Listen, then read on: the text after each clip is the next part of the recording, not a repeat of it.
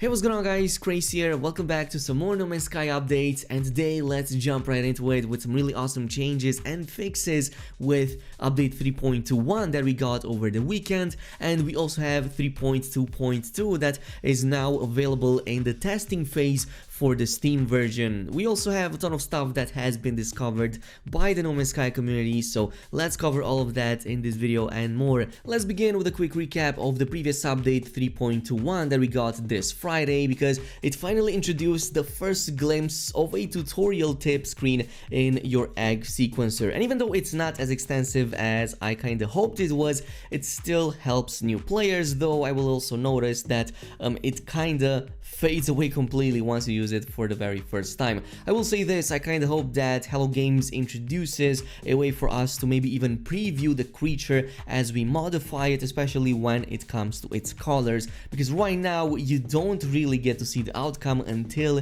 you hatch the creature. Yes, it does add to its mystery, but at least for the color palettes, I wish we had a more comprehensive kind of list. But if you were wondering the same, we do have the next best thing thanks to the No Man's Sky community, so I will give a huge shout out to the user called Myangoko over on Reddit, because he made a almost full comprehensive list of all of the colors and how these change depending on what materials you use in the egg sequencer, and not just for the main colors but for the extra details and the accents as well. So I'm going to post a link down below that you can follow. It pretty much goes over most of these materials, and it goes into really great extent. If you want to color a creature in a certain way, now you have full control over that thanks to its list. I will totally give the storm crystals and the Geknip a go thanks to this list right here, simply because it provides the perfect combination of green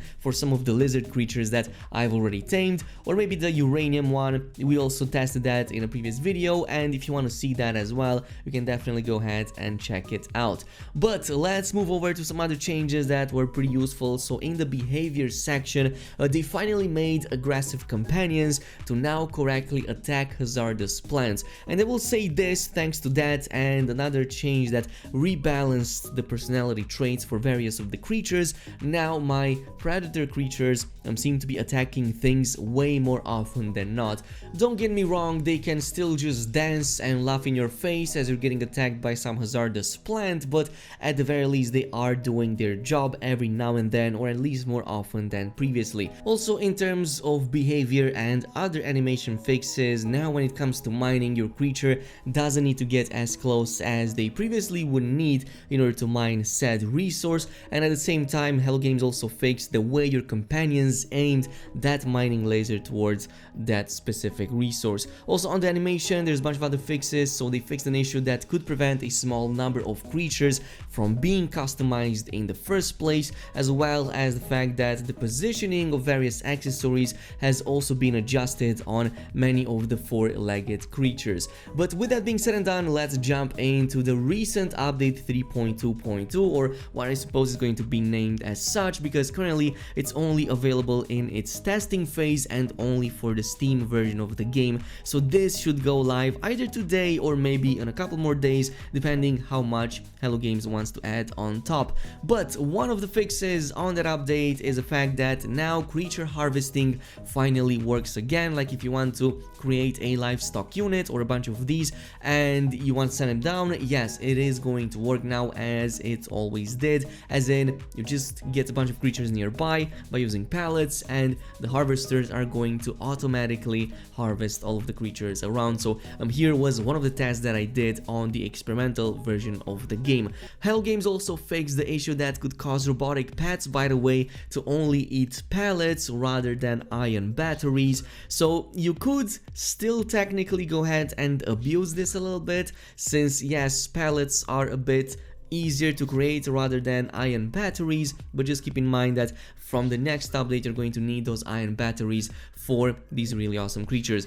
By the way, totally check these coordinates right here if you want to get some really awesome and easy robotic creatures. There's a whole bunch of these with different styles, there's even the one with the umbrella on the back, which I really like, and of course they spawn immediately as you land on the other side of the portal. I will also post the link down below from the original user that posted posted it on Reddit, so you can also check it right there. But moving on, there's another fix for the derelict freighters, especially for the bug that would cause all of the hostile aliens to immediately despawn, which yes would make it much easier as an encounter, but at the same time it could ruin some of that immersion. So that was addressed in the new update, or will be addressed when it goes live. And then there's also, well, another one with the crash, especially when renaming pets on the consoles. So in the new update, both the PS5 version and the Series X version will have a fix for this included. There's a ton more fixes on top, by the way, a ton of crashes and performance fixes. So if there's any issue that you still have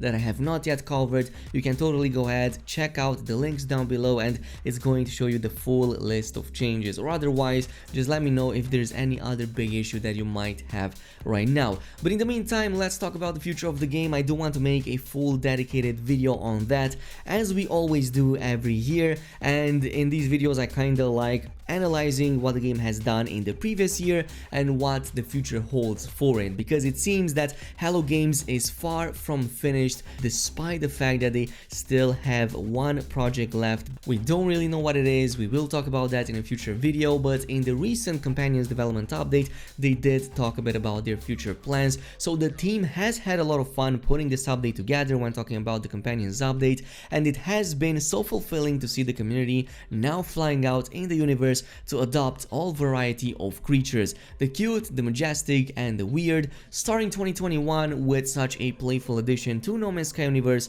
has been a great feeling. We have another packed year planned for No Man's Sky, and it's exciting for us to think ahead to everything we have in store. Thank you so much for the enthusiastic and positive response to the Companions update. It means the world to us to see folks enjoying the game, and of course yeah, they also mentioned that update 3.2 one that they released on Friday. But yeah, this does seem like it's going to be another great year for Hello Games, and even more so now that we have the next gen of consoles. I kinda hope to see the next big thing for Hello Games. They usually do it around the middle of the year, or at the very least after the middle of the year, like usually in the second half is when they release the bigger ones. Like we had Origins last year, we also had Next Generation last year, and in the meantime we still had really substantial and cool ones along the way, like we had the Living Ship, then we had the Exomech. Again, I will talk about that in a future video, but in the meantime yeah, it's probably gonna go in a similar route this year as well. In the meantime, the only thing that I will say is that the community search mission right now is aching for some really cool additions. Like we have these really awesome exclusive well, additions or accessories to our pets that will get unlocked with each tier unlocked. So right now we're really close to reaching tier 1, and I will definitely buy one of these as they get unlocked. But this is it with the new update. Thanks so much for watching. As always, if you enjoyed it, it would be awesome if you left a like on it and subscribe for more, and I will see you guys in the next one.